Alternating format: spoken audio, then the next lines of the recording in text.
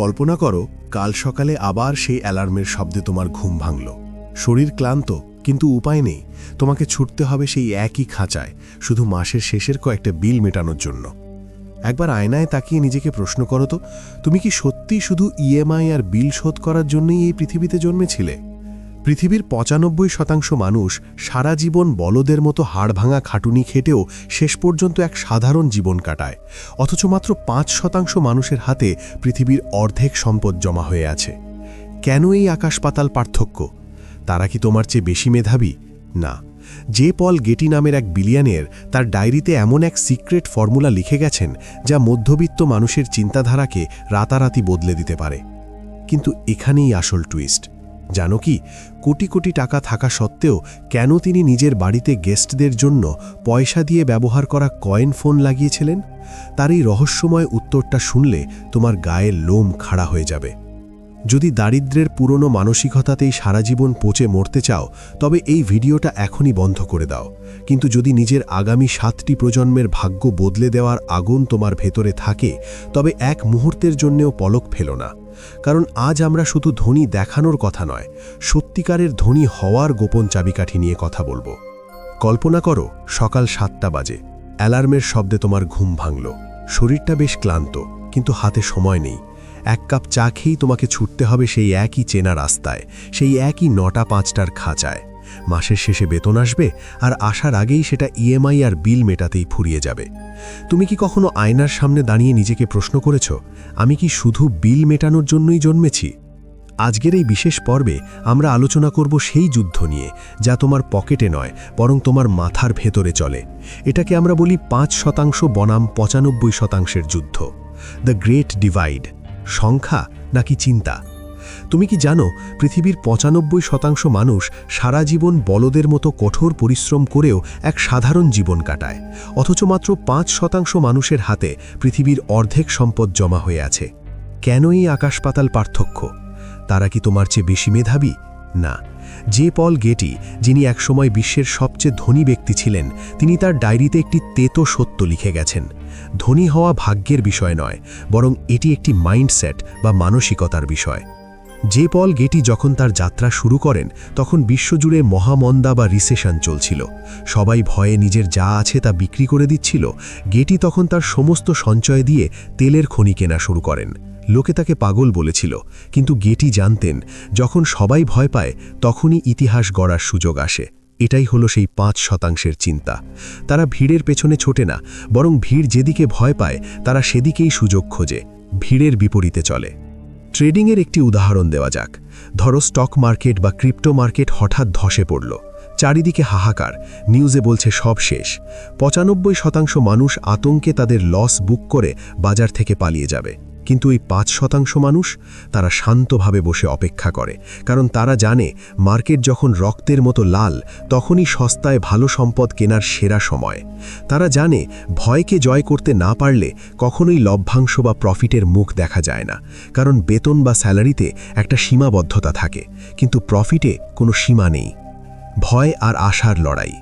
তুমি যদি মনে করো যে তোমার চাকরি বা ছোট দোকানটাই তোমার শেষ গন্তব্য, তবে তুমি আসলে নিজের অজান্তেই এক দামি দাসে পরিণত হচ্ছ। মধ্যবিত্ত মানসিকতা একটু টাকা জমলেই দামি ফোন বা গাড়ি কেনে, কিন্তু বিলিয়নিয়ার মানসিকতা সেই টাকা দিয়ে এমন একটি সিস্টেম বানায় যা তার ঘুমের মধ্যেও তাকে টাকা এনে দেবে।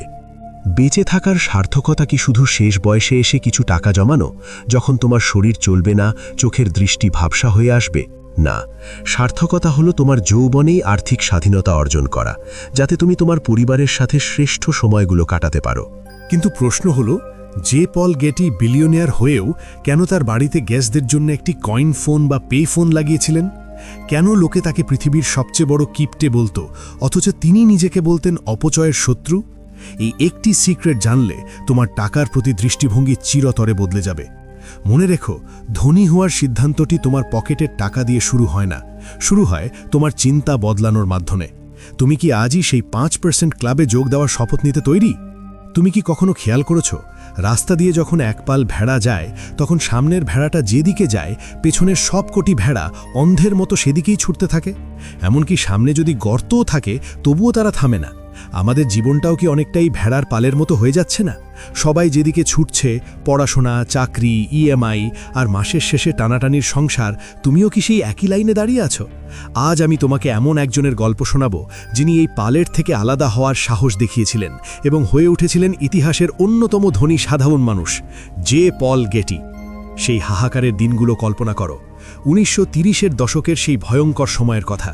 সারা পৃথিবী জুড়ে চলছে মহামন্দা বা গ্রেট ডিপ্রেশন। মানুষের কাজ নেই, পেটে খাবার নেই, চারদিকে শুধু হাহাকার আর আতঙ্ক। খবরের কাগজে রোজ আসছে কোম্পানি দেউলিয়া হওয়ার খবর। ভয়ে সাধারণ মানুষ তাদের জমি, ব্যবসা, স্থাবর সব সম্পদ জলের দরে বিক্রি করে দিয়ে পালাচ্ছিল, কারণ তাদের মনে তখন একটাই চিন্তা, সব শেষ হয়ে যাচ্ছে, যা পাওয়া যায় তা নিয়েই পালাই। বিপরীতমুখী চিন্তার শক্তি। ঠিক সেই মুহূর্তে জে পল গেটি কি করেছিলেন জানো? সবাই যখন ভয়ে কাঁপছে, গেটি তখন তার সারা জীবনের জমানো প্রতিটি পয়সা বের করে আনলেন। লোকে ভাবল লোকটা পাগল হয়ে গেছে, যখন পৃথিবী রসাতলে যাচ্ছে তখন সে কিনা তেলের খনি কিনছে। কিন্তু গেটি জানতেন এক অমোঘ সত্য, যদি তুমি তাই করো যা সবাই করছে, তবে তুমি সেটাই পাবে যা সবাই পাচ্ছে। তিনি ভিড়ের উল্টো পথে হাঁটলেন। তার নীতি ছিল পরিষ্কার, যখন সবাই আতঙ্কে বিক্রি করছে তখন তুমি কেনা শুরু করো, আর যখন সবাই লোভে পড়ে কিনতে ছুটছে তখন তুমি বিক্রি করে বেরিয়ে এসো। ট্রেডিং আর রিয়েল লাইফ উদাহরণ।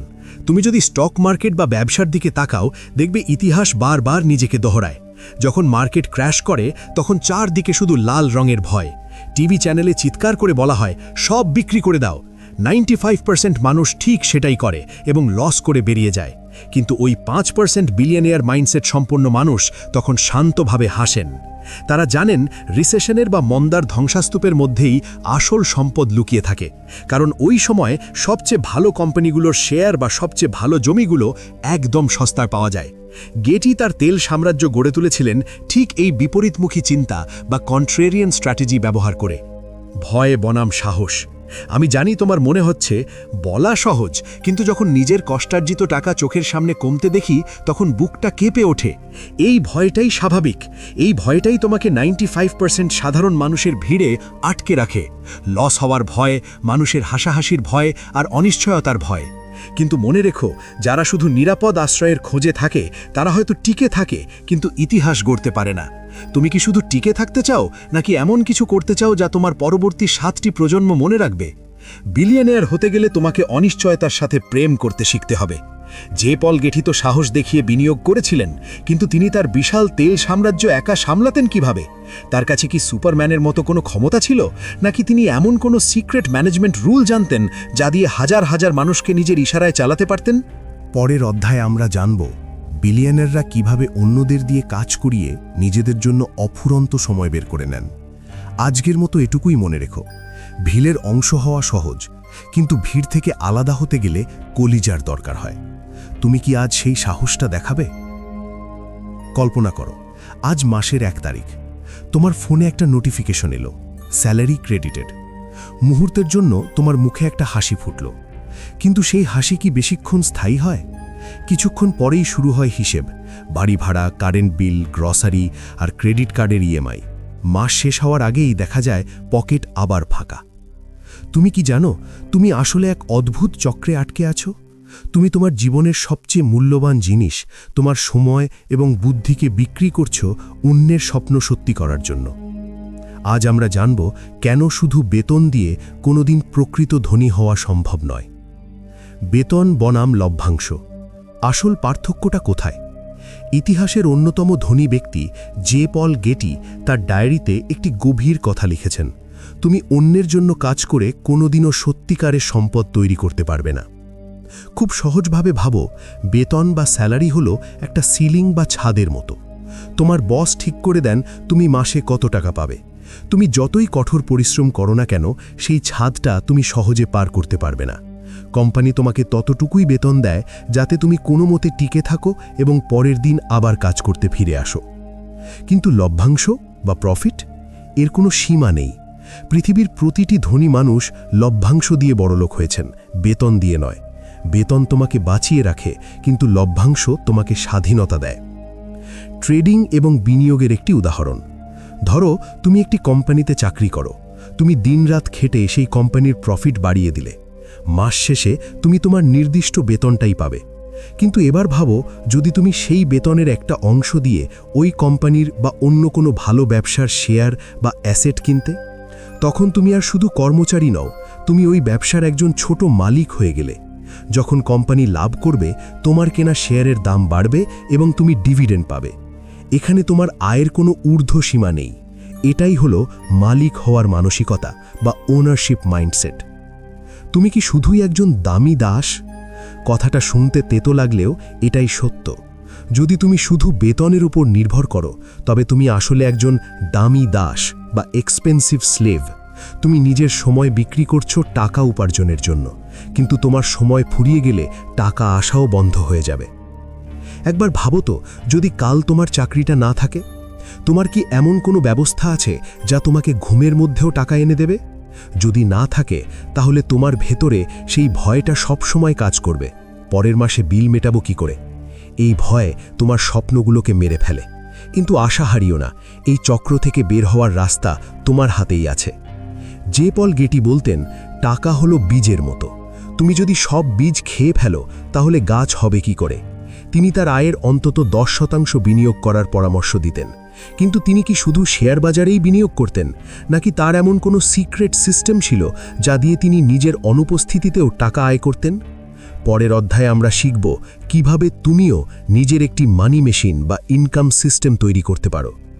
আজ থেকে যখনই তুমি কাজ করবে, নিজেকে প্রশ্ন করো, আমি কি শুধু আজকের বিল মেটানোর জন্য কাজ করছি, নাকি নিজের জন্য একটি সাম্রাজ্য করছি? মালিক হতে গেলে আগে মাথায় মালিক হতে হয়। তুমি কি তৈরি সেই পরিবর্তনের জন্য? কল্পনা করো, সুরেশ নামে একজন মানুষের কথা। সে রোজ সকাল 7টায় বাড়ি থেকে বেরোয় আর ফেরে রাত 9টায়।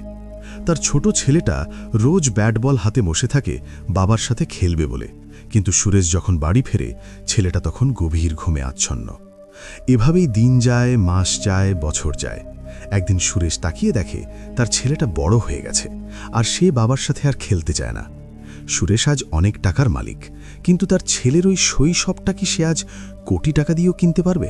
পারবে না, কারণ সুরেশ টাকা উপার্জনের নেশায় আসলে তার জীবনের সবচেয়ে দামি জিনিসটা বিক্রি করে দিয়েছে, আর তা হলো তার সময়। সময় তোমার জীবনের আসল কারেন্সি। তুমি কি কখনো ভেবে দেখেছো আমরা কেন কাজ করি? টাকার জন্য? আসলে আমরা টাকার বিনিময়ে আমাদের জীবনের এক টুকরো সময় বিক্রি করি।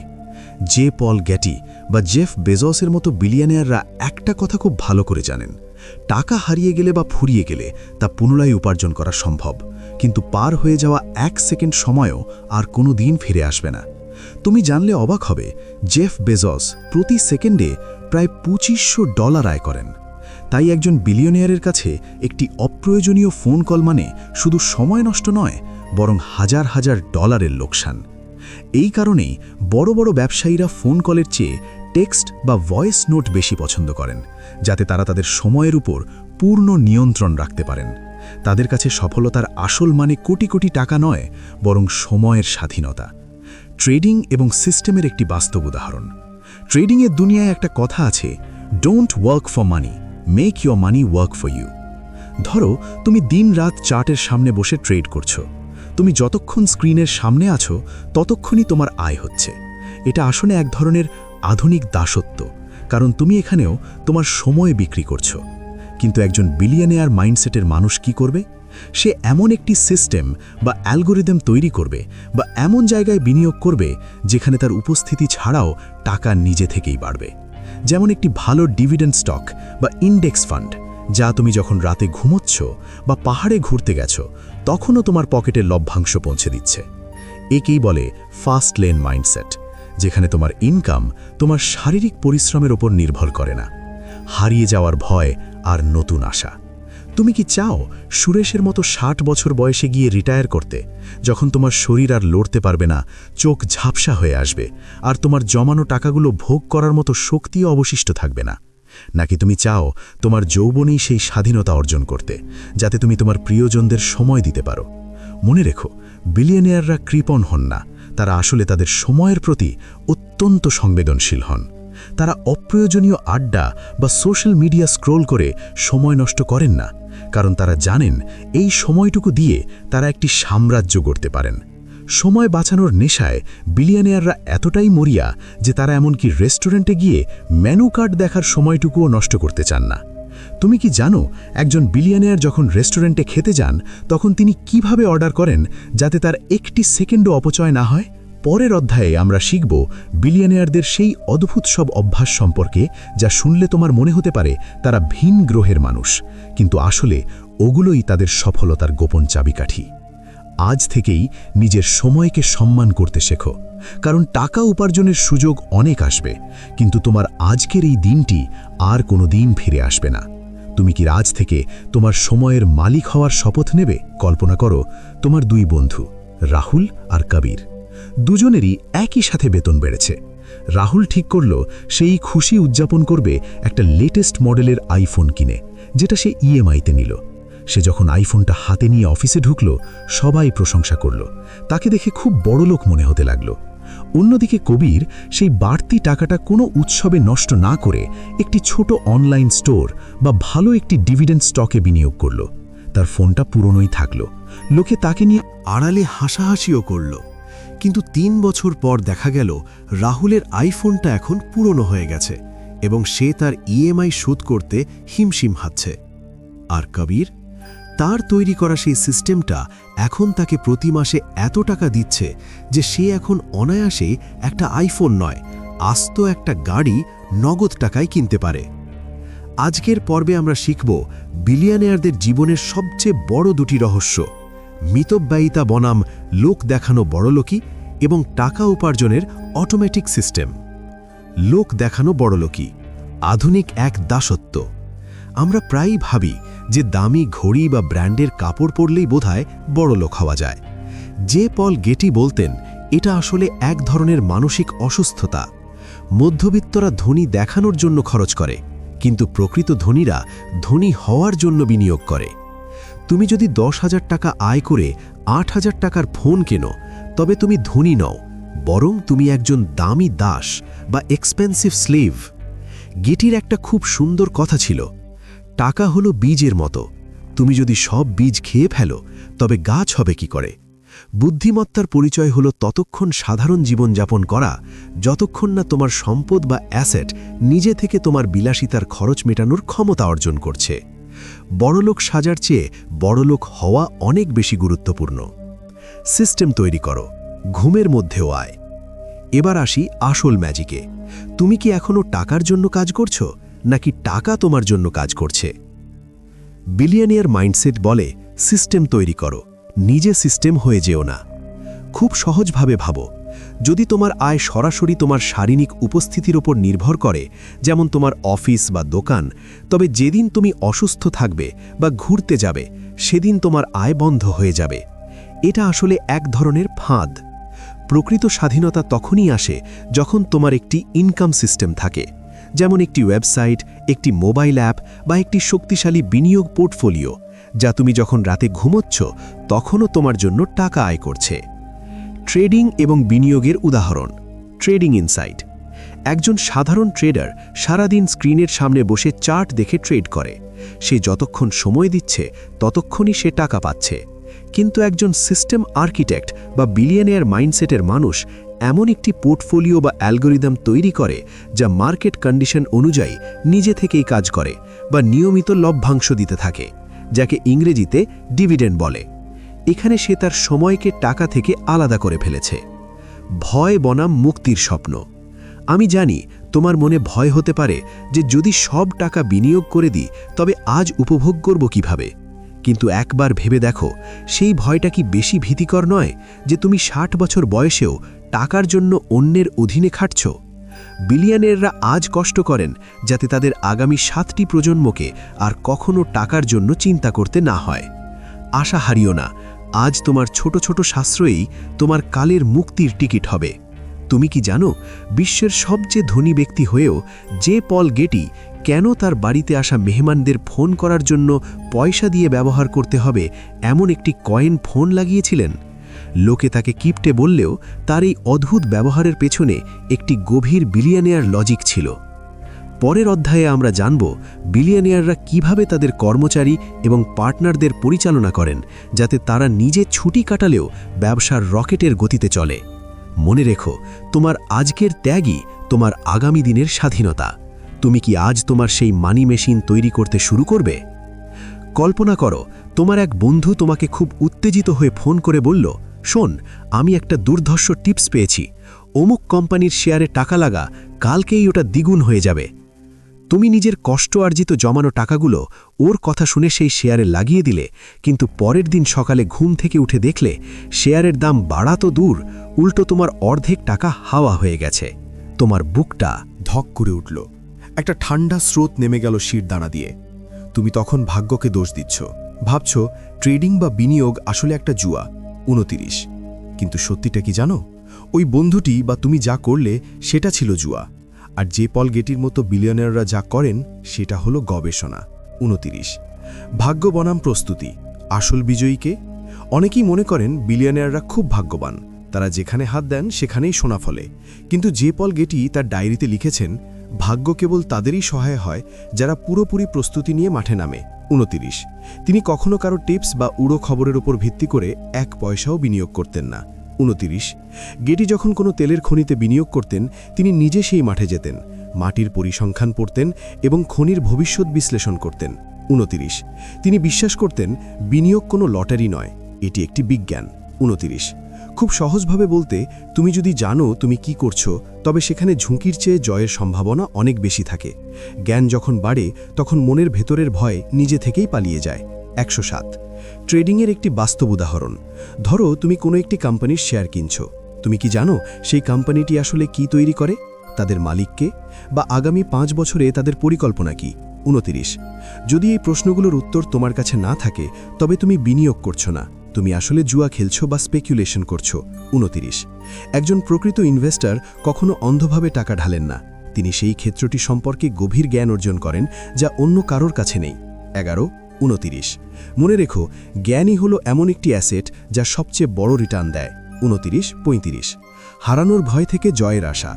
আমি জানি নিজের পরিশ্রমের টাকা হারানোর ভয়টা কত বড়। 60, 61। এই ভয়টাই তোমাকে সারা রাত জাগিয়ে রাখে। কিন্তু এই ভয়টা কেন জানো? কারণ তোমার কাছে পর্যাপ্ত তথ্য নেই। 107। যখন তুমি নিজের রিসার্চ বা গবেষণা করবে, তখন মার্কেট একটু নিচে নামলেও তুমি আতঙ্কিত হয়ে শেয়ার বিক্রি করে দেবে না, কারণ তোমার গবেষণাই তোমাকে বলবে যে এটি একটি সাময়িক পতন এবং ভবিষ্যতে এটি বড় লাভ দেবে। 30। যে কোনো ক্ষেত্রে সফল হতে গেলে তোমাকে সেই বিষয়ের একজন ছাত্র হতে হবে।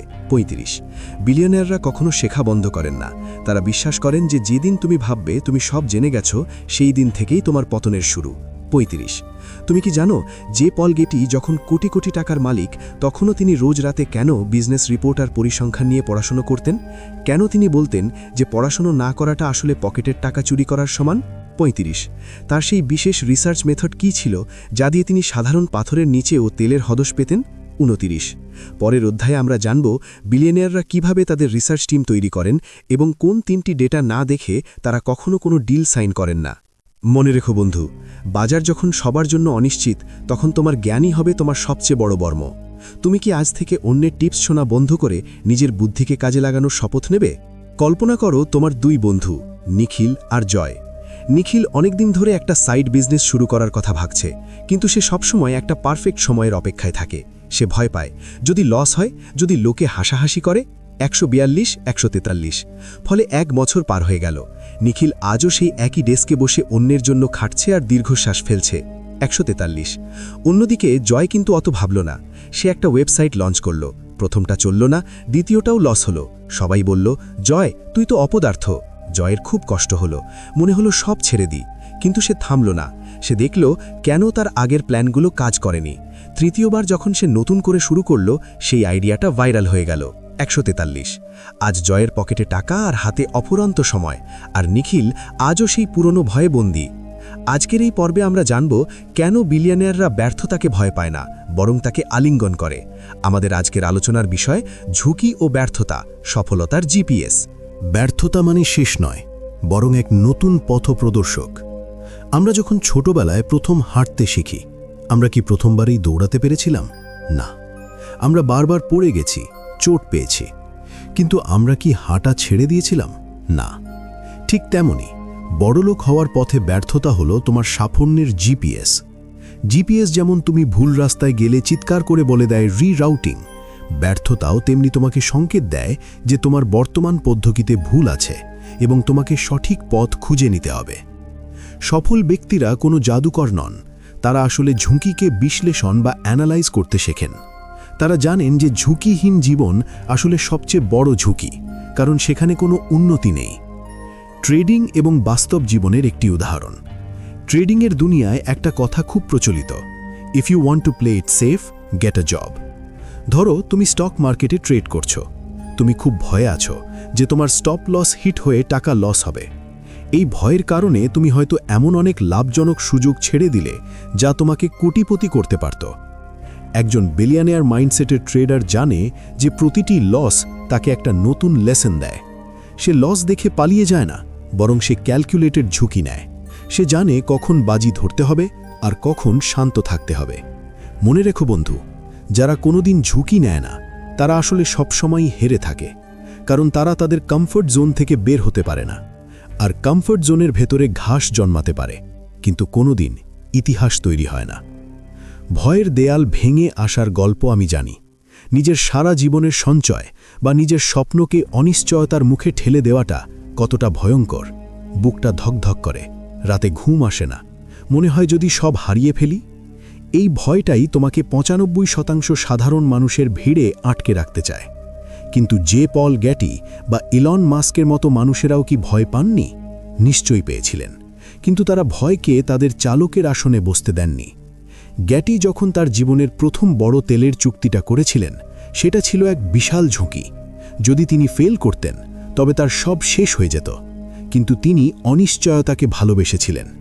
ব্যর্থতা তোমাকে ভেঙে চুরমার করে দিতে পারে, কিন্তু ওই ভাঙা টুকরোগুলো দিয়েই তৈরি হয় তোমার আগামীর শক্তিশালী চরিত্র। তুমি কি জানো, ইলন মাস্ক যখন পেপ্যাল বিক্রি করে $180 মিলিয়ন পেয়েছিলেন, তখন তিনি সেই পুরো টাকাটা তার নতুন কোম্পানি টেসলা আর স্পেস এক্সে লাগিয়ে দিয়েছিলেন। তার হাতে তখন নিজের বাড়ি ভাড়া দেওয়ার মতো টাকাও ছিল না। কেন একজন মানুষ এমন পাগলামি করতে পারেন? কি এমন সিক্রেট সাহস তার ভেতরে ছিল? পরের অধ্যায়ে আমরা জানব বিলিয়নিয়ারদের সেই বিশেষ নেটওয়ার্কিং ক্ষমতার কথা, যা তাদের চরম বিপদেও নতুন করে পথ দেখায়। আজ থেকে ব্যর্থতাকে আর ভয় পেও না। মনে রেখো, তুমি যদি হারতে ভয় পাও তবে তুমি জেতার যোগ্যতাও অর্জন করতে পারবে না। তুমি কি আজ থেকে তোমার সেই ভয়ের দেয়ালটা ভাঙতে তৈরি? কল্পনা করো, তুমি একটা বিশাল মরুভূমিতে একা দাঁড়িয়ে আছো। তোমার কাছে পৃথিবীর সেরা ম্যাপ আছে, দামি গাড়ি আছে, আর জেতার প্রচুর জেদও আছে। কিন্তু তোমার সাথে কোনো সঙ্গী নেই, বিপদে সাহায্য করার মতো কোনো হাত নেই। মরুভূমির তপ্ত বালিতে যখন তোমার গাড়িটা ফেসে যাবে, তখন কি শুধু তোমার একার গায়ের জোরে সেই গাড়িকে টেনে বের করতে পারবে? হয়তো পারবে না। আমাদের জীবনের লড়াইটাও অনেকটা এই মরুভূমির মতো। আমরা অনেকেই ভাবি, আমি একাই সব করে ফেলব, আমার কাউকে লাগবে না। কিন্তু সত্যিটা হলো, একা চলে তুমি হয়তো দ্রুত দৌড়াতে পারবে, কিন্তু অনেক দূর যেতে হলে তোমার একটা দক্ষ টিম আর বিশ্বস্ত মানুষের নেটওয়ার্ক লাগবে। তোমার নেটওয়ার্কই তোমার নেটওয়ার্থ। জে পল গ্যাটি একটা কথা খুব গুরুত্ব দিয়ে বলতেন, আমি একাই ১০০% খাটতে চাই না, বরং আমি ১০০ জন মানুষের ১% করে খাটনি নিতে চাই। কেন জানো? কারণ তুমি যদি সব কাজ একাই করো, হিসাব রাখা, মার্কেটিং করা, সেলস করা, তবে তুমি আসলে একজন ক্লান্ত শ্রমিক হয়েই থেকে যাবে, কোনো দিন বিলিয়নের হতে পারবে না। সহজ কথায় নেটওয়ার্কিং মানে শুধু দামি পার্টিতে যাওয়া বা মানুষের বিজনেস কার্ড জমানো নয়। নেটওয়ার্কিং হলো বিশ্বাস এবং ভ্যালু তৈরি করা। যখন তুমি নিঃস্বার্থভাবে অন্যকে সাহায্য করো, তখনই তোমার জন্য সাফল্যের বড় বড় দরজাগুলো খুলতে শুরু করে। ট্রেডিং এবং ইনভেস্টমেন্টের একটি বাস্তব উদাহরণ। ট্রেডিং বা ইনভেস্টমেন্টকে বাইরে থেকে খুব একা বা লোনলি একটা কাজ মনে হতে পারে, কিন্তু যারা সফল ট্রেডার তাদের দিকে তাকিয়ে দেখো।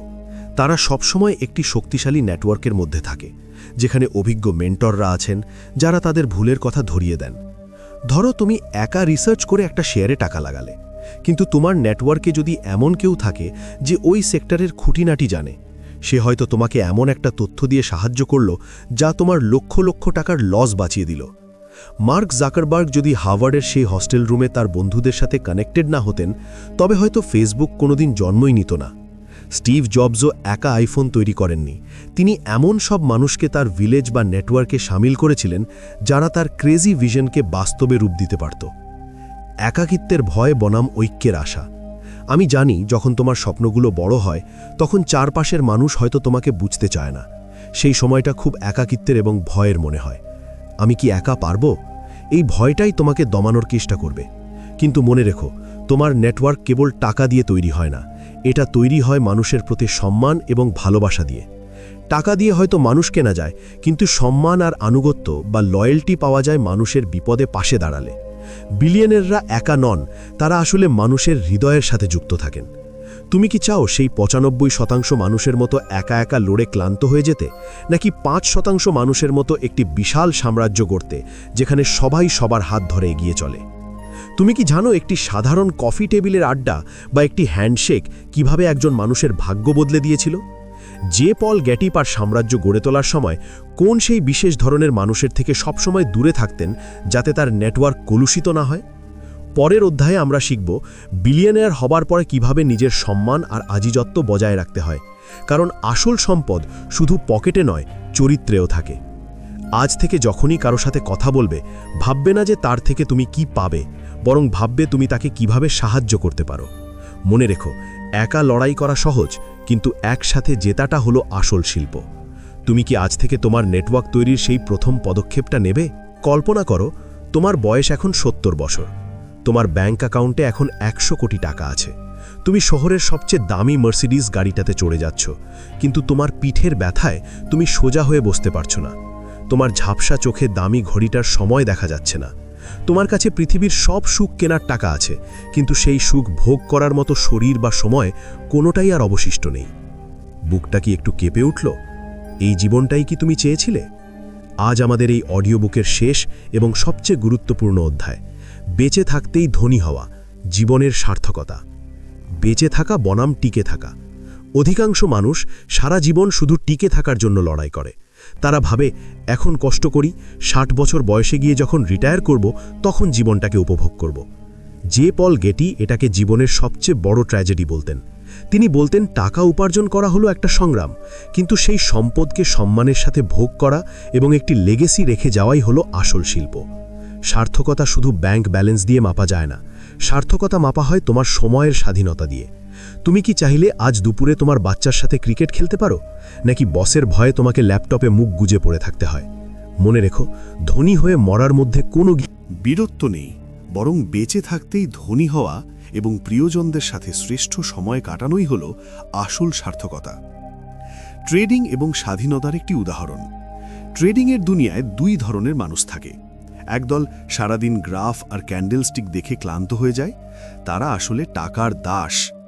অন্য দল হলো তারা যারা এমন একটি ট্রেডিং সিস্টেম বা পোর্টফোলিও বানায় যা তাদের হয়ে কাজ করে। ধরো, তুমি এমন কিছু ডিভিডেন্ড স্টক বা ইন্ডেক্স ফান্ডে বিনিয়োগ করেছো যা তোমাকে প্রতি মাসে তোমার খরচের চেয়েও বেশি টাকা লভ্যাংশ হিসাবে দিচ্ছে। তখন তুমি আর টাকার জন্য কাজ করো না, তোমার টাকা তোমার জন্য কাজ করে। একেই বলে ফাস্ট লেন মাইন্ডসেট, যেখানে তুমি যৌবনেই আর্থিক স্বাধীনতা পাও। হারানোর ভয় আর নতুন আশা। তুমি কি চাও তোমার মা বাবার শেষ বয়সে তাদেরকে পৃথিবীর শ্রেষ্ঠ জায়গায় ঘুরিয়ে আনতে, নাকি যখন তোমার হাতে টাকা আসবে তখন তাদের ছবি দেওয়ালে টাঙানো থাকবে? এই ভয়টা আমাদের সবার মনে আছে, কিন্তু আশা হারিও না। বিলিয়নিয়ার হওয়া মানে শুধু নিজের জন্য প্রাসাদ গড়া নয়, বরং এমন এক উত্তরাধিকার বা লেগেসি রেখে যাওয়া যা তোমার অবর্তমানেও মানুষের কাজে লাগবে এবং তোমার পরিবারকে নিরাপত্তা দেবে। প্রকৃত সম্পদ হলো তোমার চরিত্র এবং তোমার জীবনধারা। সম্পদ থাকলে দামি গাড়ি চড়া সহজ, কিন্তু সেই সম্পদ দিয়ে অন্যের মুখে হাসি ফোটানো এবং সম্মানের সাথে বেঁচে থাকাটাই হলো আসল আভিজাত্য। তুমি কি জানো, বিশ্বের সব বিলিয়নিয়ার যদি এক জায়গায় দাঁড়ায় এবং ঈশ্বর তাদেরকে একটি মাত্র বর দিতে চান, তবে তারা সবাই এক বাক্যে কি চাইবেন? টাকা না, তারা চাইবেন তাদের হারিয়ে যাওয়া যৌবন আর সময়।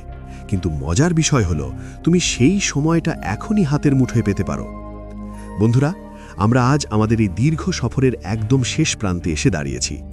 গত কয়েক মিনিটে আমরা কেবল জে পল গেটি বা ডি মার্কোর কথা শুনিনি, আমরা আসলে আমাদের নিজেদের ভবিষ্যতের একটি আয়না দেখেছি।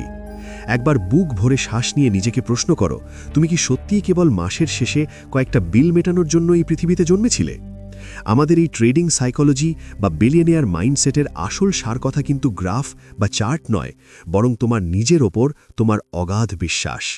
মনে রেখো, ধনী হওয়া কোনো ভাগ্যের দান নয়, এটি তোমার একটি সচেতন সিদ্ধান্ত। যখন তুমি 95% মানুষের মতো ভিড়ের পেছনে ছোটা বন্ধ করে নিজের একটি সিস্টেম তৈরির ডিসিপ্লিন বা শৃঙ্খলা গড়বে, ঠিক তখনই তোমার প্রকৃত স্বাধীনতার জন্ম হবে। টাকা হারিয়ে গেলে হয়তো আবার ফিরে পাওয়া যায়, কিন্তু আজকের এই দিনটি, তোমার পরিবারের সাথে কাটানো একটি বিকেল বা তোমার যৌবনের এই তেজ, এগুলো কোনোদিন কোনো মূল্যে ফিরে আসবে না। তাই কেবল টাকা উপার্জনের নেশায় নিজেকে দামি দাসে পরিণত করো না। এমন এক জীবন গড়ো যেখানে তুমি যখন রাতে ঘুমোচ্ছ বা তোমার প্রিয়জনদের সাথে পাহাড়ের চূড়ায় দাঁড়িয়ে আছো, তখনও তোমার তৈরি করা সিস্টেম তোমার জন্য কাজ করে চলেছে। ব্যর্থতা আসবেই, কিন্তু তাকে ভয় পেও না। ব্যর্থতা হলো তোমার সাফল্যের জিপিএস, যা তোমাকে ভুল পথ থেকে সরিয়ে সঠিক গন্তব্যের দিকে নিয়ে যায়। আজ থেকে নিজের সময়কে সম্মান করতে শেখো, কারণ সময় সস্তায় বিক্রি করার জন্য নয়, বরং ইতিহাস করার জন্য। তুমি কি তৈরি সেই 5% ক্লাবে যোগ দিতে, যারা কেবল ধনী দেখানোর জন্য নয়, বরং সত্যিকারে ধনী হওয়ার জন্য বাঁচে? তোমার ভেতরে সেই আগ্নেয়গিরিটা জ্বলছে তো, যা তোমার আগামী 7টি প্রজন্মের ভাগ্য বদলে দিতে পারে? যদি উত্তর হ্যাঁ হয়, তবে মনে রেখো, এই সফর মাত্র শুরু হলো। তোমার এই পরিবর্তনের পথে আমরা সব সময় তোমার পাশে আছি। জীবনের এই জটিল সত্যগুলোকে গল্পের ছলে আরও গভীরভাবে জানতে এবং তোমার ভেতরের বিলিয়নিয়ারকে প্রতিদিন জাগিয়ে তুলতে যুক্ত থাকো আমাদের সাথে। জীবন বদলানোর এই অন্তহীন যাত্রায় নিজেকে আরও এক ধাপ এগিয়ে নিতে সাবস্ক্রাইব করো আমাদের চ্যানেল অডিও বুক বাংলা।